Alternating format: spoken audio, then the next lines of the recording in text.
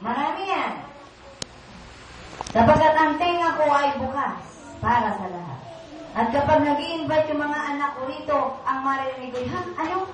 Oo, sige. Ha? Sige. Punta ka dito. Dito pumunta ka. Unahin mo si God. Saka ka naman dito. Pag nandito ka na, sige, punta ka dito. Yan ang mundo. Text lang yan, magliligawan sa text. At pag nagkita, boyfriend, girlfriend na sila. Ganun kabis.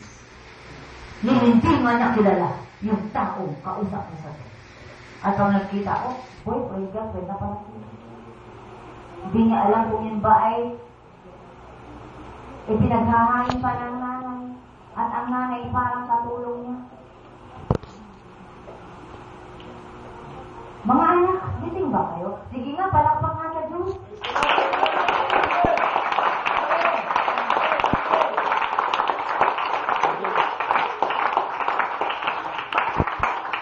Ito ang gustong nakita ng Diyos. Na ang mga nakikinig sa kanyang salita ay buhay. Sapagkat ang kanyang salita na ipinaparinig sa inyo ay buhay. Kaya dapat kayo ay nabubuhay kapag naririnig nyo ang salita ng Diyos. Praise the Lord! Amen!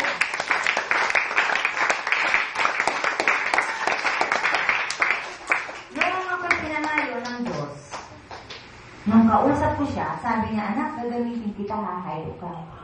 Ang sagot ko, ang tanong ko, paano po, hindi ko alam. Ang sabi ng Diyos sa akin, anak, pupunta ka lang. Ako magsasalita, ako ang gagawa. Makinig kayo mga anak. Makinig kayo, makinig. Wala dito ang oras para magkwentuhan. Ang kwentuhan doon sa labas, ito ay bahay ng Diyos. At dapat ang marinig lang dito ay ang tinig ng Diyos. Kaya mahinig lang kayo.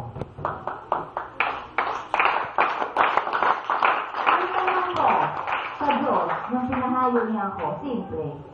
Panginoon, paano po kung hindi nila ako paniwalaan?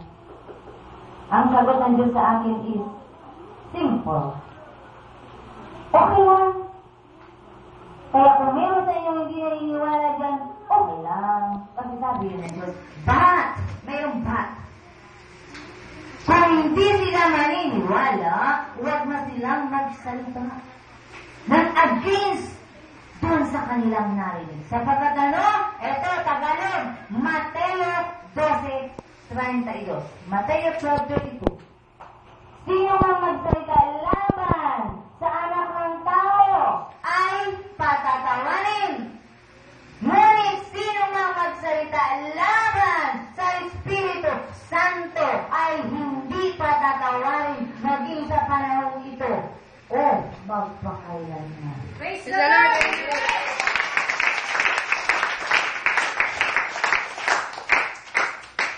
At ito yung himala na meron sa gawain dito. Na ang Espiritu ng Diyos ay nagsasalita. Ako ay nagsasalita sapagkat ako'y lingkod ng Diyos, subalit mayroong isang banal na Espiritu na makikipag-usap pa sa inyo. At yun ang gusto kong ipaalam sa inyo. Kung kayo'y magsasalita laban sa Espiritu ng Diyos, hindi kayo patatawarin ng Diyos. Bata, ang sino ang magsasalita ay palalabasin ko. Dito ang tingin. Ang sino ang nagkukwentuhan ay palalabasin ko. Mabait ako. Baby. Oy, nangalabit. Dito ang tingin. Anak, andito ako. Bini ka ba? Kapag ikaw ay nangulit, palalabasin kita. Be ready. Be ready. Kawal. Ayan dyan ka pala. Kapag nagingay ka, bibit-bitin ka ng kawal, ilalabas ka sa gate. Maliwanag? Baby, dito tingin. Dito ang tingin. Sige, hayaan siya magingay. Kapag siya nagingay, siya lang ang palalabasin. Sino kasama niya? Silang ipag niya. O sige, anak. Hayaan lang siya ganyan dyan, ha? Hayaan lang. Huwag siyang pansinin. Dito tingin lahat, okay? Nawawala ang ating... Gusto ko kasi kayong pagpalain ng Diyos. Praise the Lord! Amen!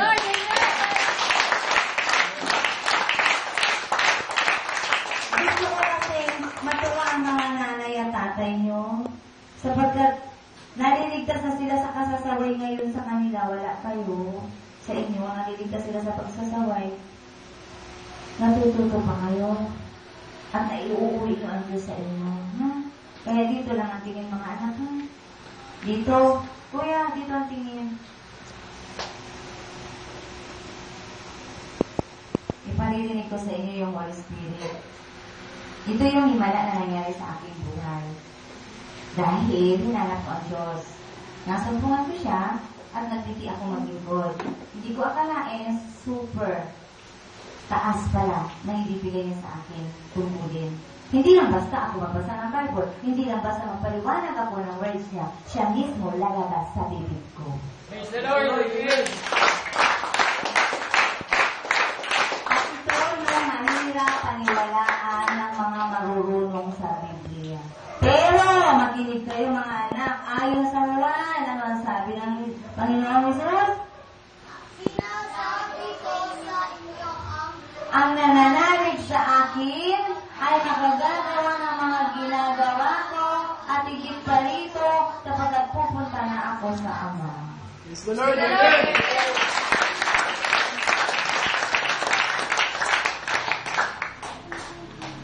Di ba nang muling mabuhay si Jesus ay napakita siya sa mga alagad? Di ba? At nagagawa niya ang imposible. Tama ba? Hindi ba kayang gawin ng Diyos na makausap tayo? Hindi ba niya kayang gawin na maiparinig sa ating lahat kung gaano niya tayo kamahal? Praise the Lord. Amen. Kaya, kayo na, eto yung pinaka-moment. Eto talaga. Kaya kayo dinala rito para kausapin kayo ng Diyos. Kanina ako yung kausap niyo. Ngayon, ibibigay ko sa inyo ang tinig, kaya ang tawag sa amin dito, the voice of Jesus Christ. Kasi siya talaga yung kumakausap dito sa tao, yung banal na Espiritu. Praise the Lord. Amen.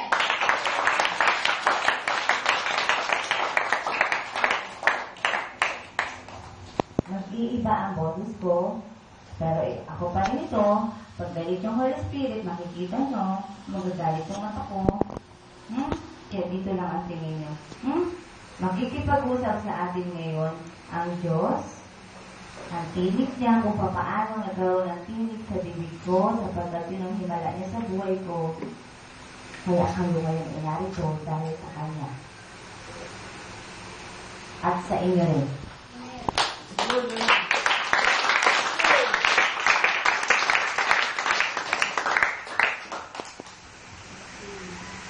Simple lang. Noong unang panahon, may tinig naman, di ba? Di ba? Sino ba nagbabasa ng Bible? May tinig ba ang Diyos noon? Yes. Pero ayon sa sinabi ni Jesus, magagawa ng tao ang lahat ng bagay kung siya'y nananalig sa Diyos. At ang gumaganap niyan ay ang banal na Espiritu. At ang katawan natin ay templo ng banal na Espiritu. Kaya hindi imposible na ako, as temple of the Holy Spirit, ay kausapin kayo. Hindi ako ang kakausap. Ang banal na Espiritu. Kapag ang banal na Espiritu, siya na yung nasa body ko. Praise the Lord. Amen.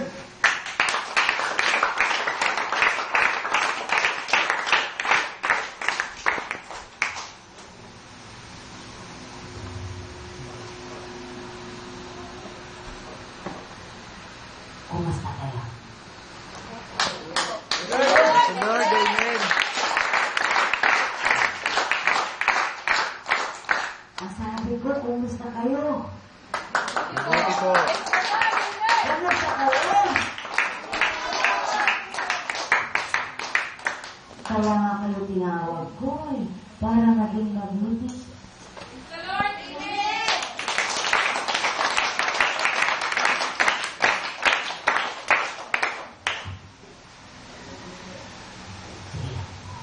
Titignan ko kayo, ha?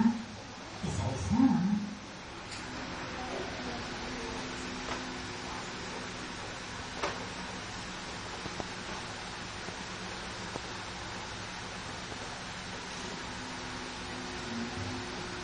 Lahat kayo ay nilikha ko ayon sa wangis ko. Praise the Praise Lord. the Lord. Amen.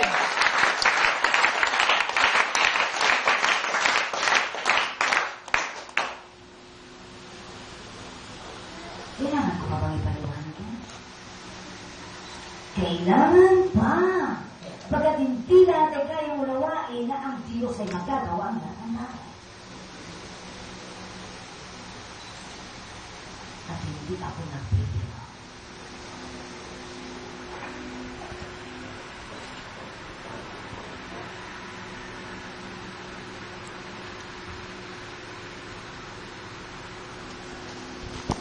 Ako ay mapapasa tao na ako ay hinahanap.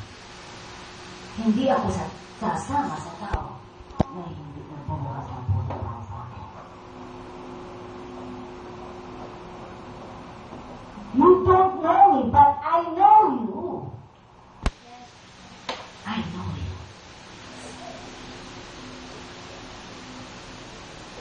All of you. Wala kayo ng pagmamalaki. At kung hindi kayo naniniwala sa tinig ko, you can't go. There is no way. Go! I don't need you. That can be. Praise the Lord. Amen.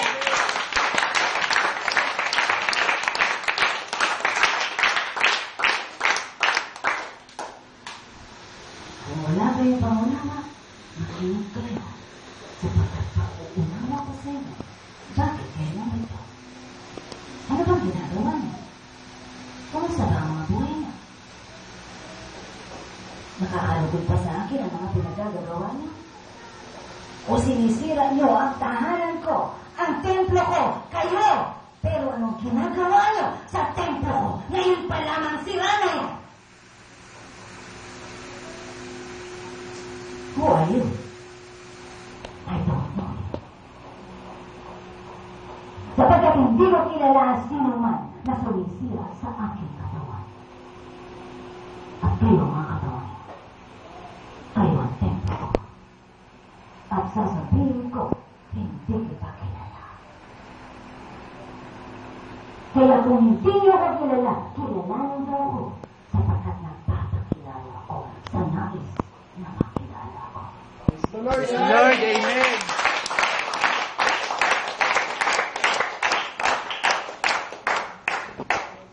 Who are you? I don't know you. Gusto niyo bang yan ang isagot ko sa inyo? Kapag nakaharap niyo na ako ng nakaan, I don't know you. Who are you? Leave me. Go. I don't need you. Nagdarating kayo dyan. Hindi ako nagbibiro. Hindi ako nagbibiro. Tumitig ka sa akin. Hindi ako nagbibiro. Kung nagbibiro ka, ako hindi. Bakit alam ko ang buhay mo?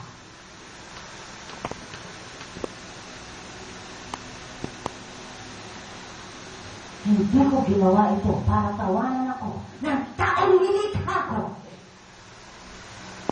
Ginawa ko na yung malang bagay na ito para gisingin tayo. Praise the Lord. Amen.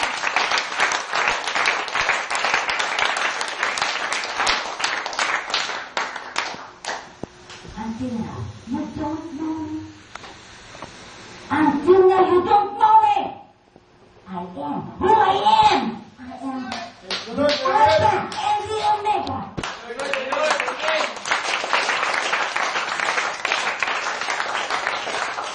You don't know me.